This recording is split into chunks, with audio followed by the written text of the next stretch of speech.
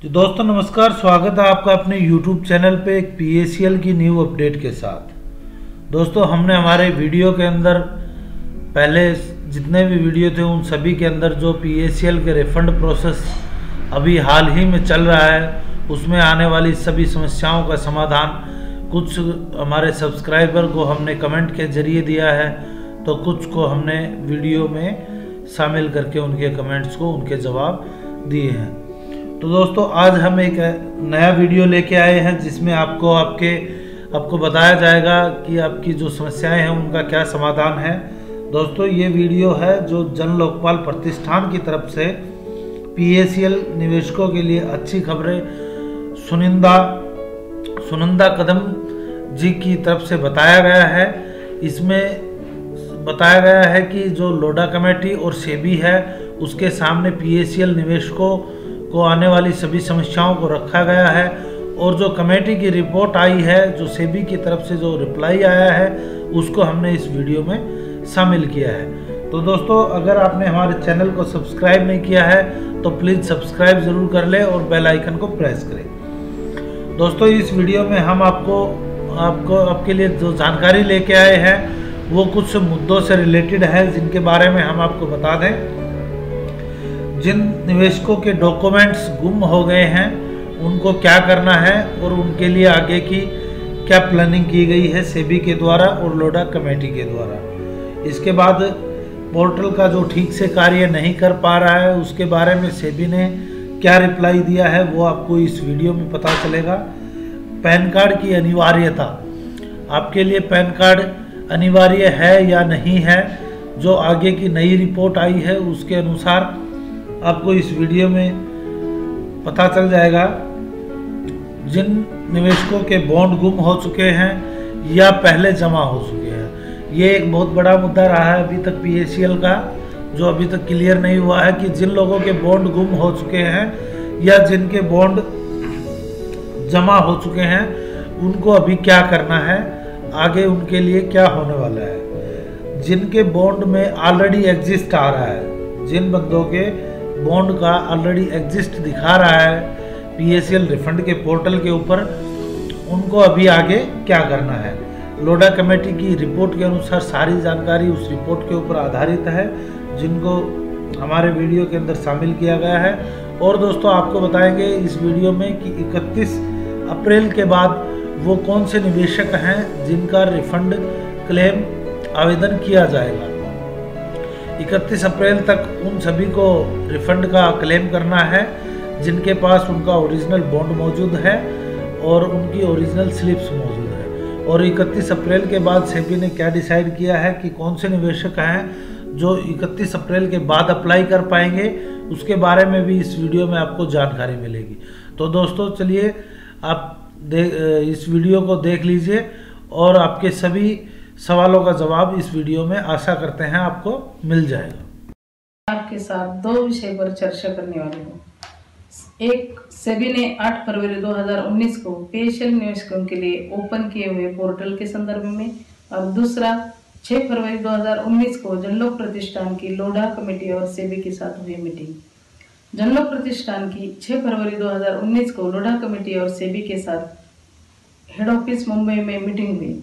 इस मीटिंग में लोडा कमेटी के नोडल ऑफिसर श्रीमती अनिता कंकरे जी, सेबी के ऑफिसर्स और उनकी IT टीम और जनलोक कमेटी के मेंबर उपस्थित थे। इस मीटिंग के संदर्भ में जनलोक प्रतिष्ठान ने 5 मार्च को ऑल इंडिया के PACL कस्टमर्स की तरफ से ऑनलाइन पोर्टल में जो कुछ समस्याएं आ रही थी उसके स्क्रीनशॉट्स और विश्लेषण मांगा था। आप सबने पूरा सहयोग देकर लगभग 1000 के ऊपर मैसेज भेजे थे, इसलिए मैं आप सबका धन्यवाद करना चाहती हूँ। इतने कम टाइम में आप सबने सपोर्ट किया, थैंक्स। जनलोक प्रतिष्ठान की तरफ से पोर्टल की समस्याएं प्रस्तुत करने के लिए हम एक IT एक्सपर्ट को अपने साथ मीटिंग में लेकर गए थे, जिसने आप सभी की समस्याएं कमेटी के IT एक्सपर्ट के साथ डिस्कशन की। कमेटी के IT डिपार्टमेंट ने हमारी सभी समस्याएं नोट डाउन की और बाद में हमारी जो समस्या थी वो हमने एक एक करके कमेटी के सामने डॉक्यूमेंट के साथ रख दी। सबसे इम्पोर्टेंट सब्जेक्ट, जिन निवेशकों ने ओरिजिनल डॉक्यूमेंट PACL के पीएसएल में सबमिट किए हैं और उनके पास सिर्फ एक्नॉलेजमेंट रिसिट है। इस प्रकार के क्लेम अभी हमें पोर्टल पे नहीं डालने हैं, अपलोड नहीं करने हैं। ऐसे क्लेम का अगर आपके पास सर्टिफिकेट जेरॉक्स है, वो भी अगर किसी के पास होगा तो भी ये अपलोड नहीं करना है, क्योंकि हमारे पास उसके ओरिजिनल सर्टिफिकेट नहीं है। इसके बारे में कमेटी ने 30 अप्रैल के बाद अलग से सिस्टम बनाने का आश्वासन दिया है। दूसरा है एंडोर्समेंट क्लेम।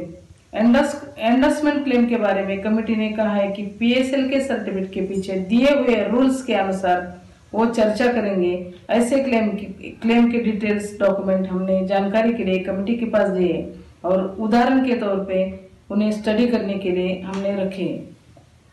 तीसरी महत्वपूर्ण बात यह है कि हमने कमेटी के पास निवेशकों के पास अलग अलग प्लान के हिसाब से 6 से 72 रिसिट्स हैं, उसमें बीच वाली रिसिट्स निवेशकों के पास नहीं है, तो फर्स्ट सर्टिफिकेट और लास्ट रिसिट स्वीकार करने का हमने प्रस्ताव रखा है। चौथी बात है नेम करेक्शन। इसमें फर्स्ट नेम, मिडिल नेम और सरनेम। मिडिल नेम में कुछ चेंजेस है तो कुछ प्रॉब्लम नहीं है, और फर्स्ट नेम में और सरनेम में कुछ चेंजेस होगा तो आपके आईडी प्रूफ से वेरिफिकेशन किया जाएगा। इसलिए पैन कार्ड और बैंक की डिटेल्स भरते समय ध्यान से भरें। पोर्टल की फर्स्ट स्टेप में एफडीए या आईपीपी प्लान के लिए क्लेम अमाउंट की जगह प्रिंसिपल अमाउंट ही डालनी है, क्योंकि फर्स्ट राउंड प्रिंसिपल अमाउंट का ही होगा। जिन निवेशकों ने क्लेम अमाउंट की जगह मैच्योरिटी अमाउंट डाली है तो घबराने की जरूरत नहीं, क्लेम रद्द नहीं होगा।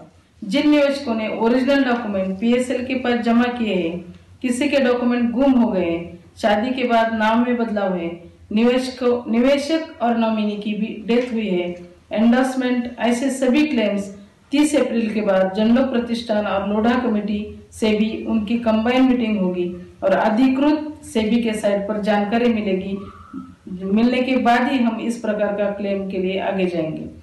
रही बात पैन कार्ड की, तो पैन कार्ड कंपलसरी लगेगा और बैंक पासबुक तो उन्होंने स्वीकार लिया है। रही बात certificate number not in our record के प्रॉब्लम की, उस पर उन्होंने डेटा पर काम करने का आश्वासन दिया है। हर एक डॉक्यूमेंट उदाहरण के तौर पे नोडल ऑफिसर को प्रैक्टिकली दिखाया, विस्तृत से चर्चा की और आप सभी की तरफ से आए हुए स्क्रीनशॉट्स उसके विश्लेषण का पीपीटी बनाकर कमेटी को दिया है। पीपीटी का पीडीएफ मैं ग्रुप में डालने वाली हूँ, आप सब देख सकते हैं।